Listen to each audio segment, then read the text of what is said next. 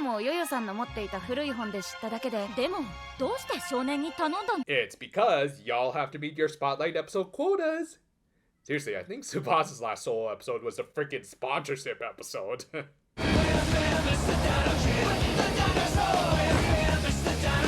We open with that one tour bird who we've seen throughout this whole damn series. He and his brethren were shocked to find that light from one particular floating island went out for some reason. Apparently, they had used it like a lighthouse to guide them through the overnight flights, and without it, they had to suspend all night activities, which I don't totally buy. I mean, it wasn't a particularly bright light, and it was clear that the stars were lighting up the sky a lot more than it, and... The answer is don't think about it! I mean, I guess it could conceptually make sense, but it might be a little too much to ask for good visual storytelling from a Mitsuru Aoyama episode. In any case, after hearing about this from the royalty, Yo-Yo dispatched the Precure to help, in particular Tsubasa for his encyclopedic knowledge of their world, and... Wait, before anything else, let me just ask, was this episode that seems like it's going to have a lot of world building in it, written by Isamu Murayama?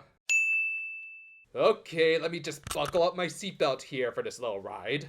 Anyway, the light supposedly came from a rock called the Haibai Jewel that, according to legend, would be able to light up their world's night sky for all eternity. With that in mind, they needed to get a ride up to the island that it resided on. Along the way, Tsubasa explained the properties of a certain sturdy leaf. Now pay close attention to that ham, because it's not the last time you're going to see that ham in the story. And of course, they ended up bothering this poor chicken again. Seriously, I'm starting to feel bad for this guy. Between being forced to land near a terrorist attack, almost being crushed by a roided out hog, and now the Precure's latest deadly request.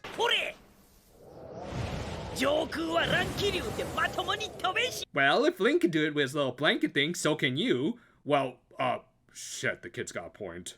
Also, aside from Zelda, that cloudy island does look rather familiar. I don't know, it's on the tip of my tongue, but I just can't quite remember.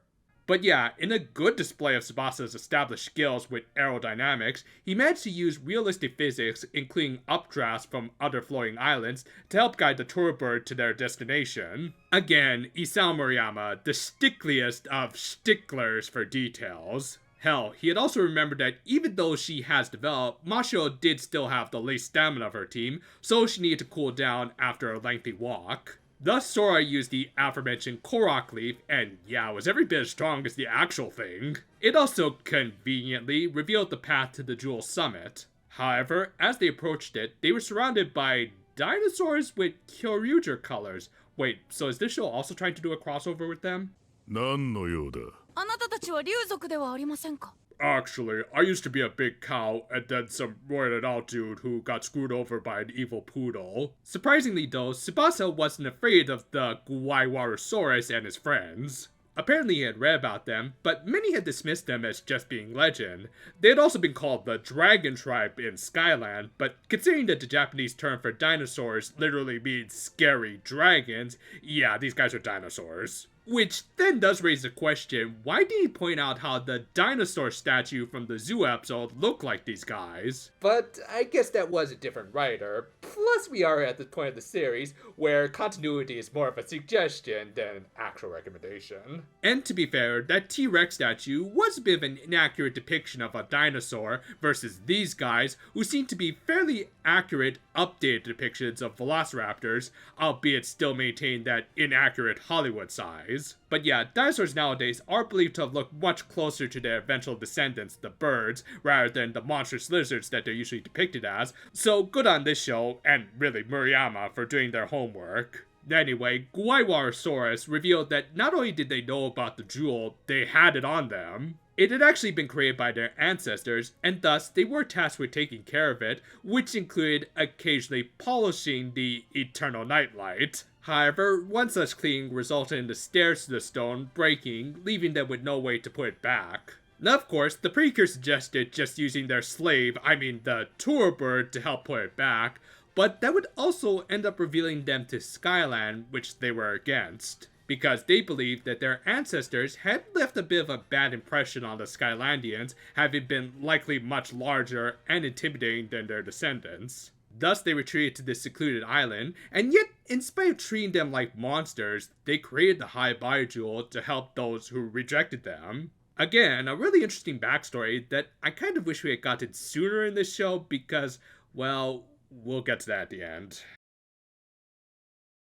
Anyway, much like Tsubasa's tribe, evolution had reduced their wings down to unflight-worthy appendages. Again, nice job tying into how birds are descendants of dinosaurs, or in this show's case, kind of like cousins since, they're still alive. Really interesting stuff that was unfortunately interrupted by Baldy here. Yeah, you're not a good villain if I hate you because you're getting in the way of a much more interesting plot. Anyway, he created a monster out of some shrooms and Venus flytraps.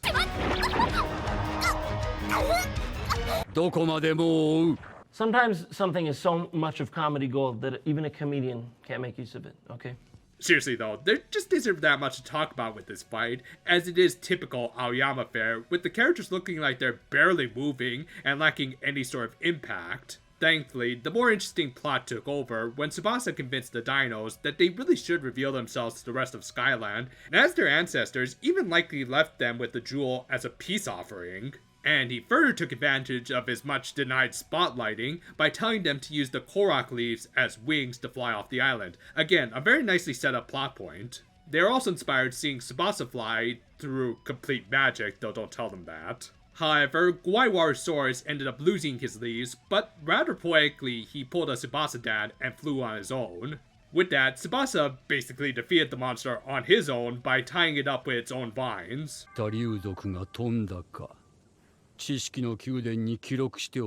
I probably won't use it for anything in the near future because at this point I'm more just a gimmick than an actual character. From there, they replaced the jewel, and all the dinos without Korok leaves made their way to Skyland, which, yeah, shouldn't at least a few of them still be using them? I mean, isn't that like someone riding on a bike for the first time, and yet you take off the training wheels after just the first ride?